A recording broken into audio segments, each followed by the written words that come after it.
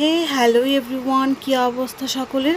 আজকের এই সুন্দর মিনি ব্লগটা আমি সন্ধ্যের থেকেই স্টার্ট করি। ভেবেছিলাম সকাল থেকে স্টার্ট করব, কিন্তু মন মেজাজটা খারাপ থাকায় সকাল থেকে স্টার্ট করা হলো না। এই যে তোমরা স্ক্রিনে দেখতে পাচ্ছ, প্রিয়া এখানে লাগেজ গোছাচ্ছে।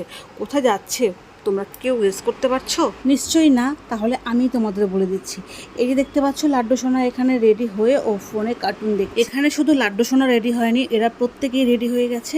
এরা সকলে মিলে যাচ্ছে আলিপুরদুয়ার, মানে লাড্ডু সোনার মামার বাড়ি। বাপের বাড়ি যাওয়ার সময় যে ঠিক কতটা আনন্দ হয় সেটা নিশ্চয়ই মুখে বলে প্রকাশ করা যাবে না। তার ওপর যদি দুজনেরই বাপের বাড়ি এক জায়গা হয়, তাহলে ভাবো একজন যাচ্ছি একজন বাড়িতে রয়ে গেছি, তাহলে যেজন বাড়িতে রয়ে গেছে তার মনের অবস্থা কেমন। তারপর ওদের টাটা করে বাড়িতে চলে এলাম।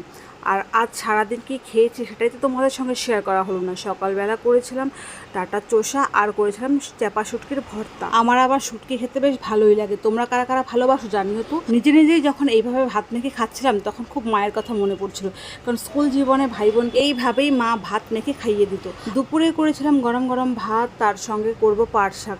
পাট শাকটাকে আমি দুভাবে করব। একটু পাট শাক দিয়ে ঝোল করব পেঁয়াজ দিয়ে। আমি খেতে ভীষণ ভালোবাসি, যদিও আমার শ্বশুরবাড়িতে কেউ পাট শাকের ঝোল খায় না, আমি একাই খাই। আর তাদের বাকিদের জন্য অল্প করে পাট শাক ভেজে নিয়েছিলাম। আর তার সাথে করব পটল ভাজি আর বেগুন ভাজি। এই যে দেখতে পাচ্ছ এখানে আমি বেশি করে কেটে রেখেছি। এখানে অর্ধেক পটল আমি দেব ডালে, আর অর্ধেক রাখবো ভাজা খাওয়ার জন্য, কারণ আমাদের এই বাড়িতে ডাল শুধু শুধু কেউ খায় না, ডালের মধ্যে সবজি খেতে সবাই পছন্দ করে।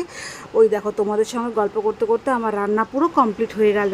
আর সেদিন সন্ধ্যাবেলায় ছিল আমার এক ছাত্রীর জন্মদিন, তো সেখানে তো যেতেই হবে, তাই সুন্দর করে একটু রেডি হয়ে নিয়েছিলাম। ওই ছোট্ট এক রক্তির জন্য নিয়েছিলাম একটা ছোট্ট সেলিব্রেশন, নিয়ে চলে গেছে। আর ওদের সমস্ত আয়োজন যেহেতু ছাদের উপরে করেছিল, আমারও যেহেতু প্রেগনেন্সি শেষের দিকে চলছে, তাই দুঃসাহস দেখিয়ে আমি আর ছাদের উপরে উঠিনি। তাই তোমাদের সঙ্গে কেক কাটিং বা ছাত্রীর কোনো ভিডিওর ক্লিপই শেয়ার করতে পারলাম না। মেনুতে ছিল কেক, খাসির তেল দিয়ে ঘুগনি, লুচি, পোলাও, পায়েস। খাবার দাবার ছিল ভীষণ সুস্বাদু, একদম ঘরোয়া।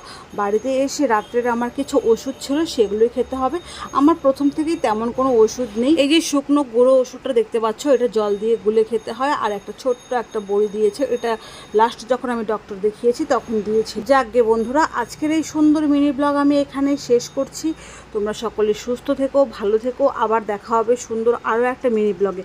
আর হ্যাঁ, তোমরা যারা প্রথম দেখছো তারা অবশ্যই আমার চ্যানেলটাকে ফলো করে, বা ইউটিউব থেকে যারা দেখছো তারা সাবস্ক্রাইব করে পাশে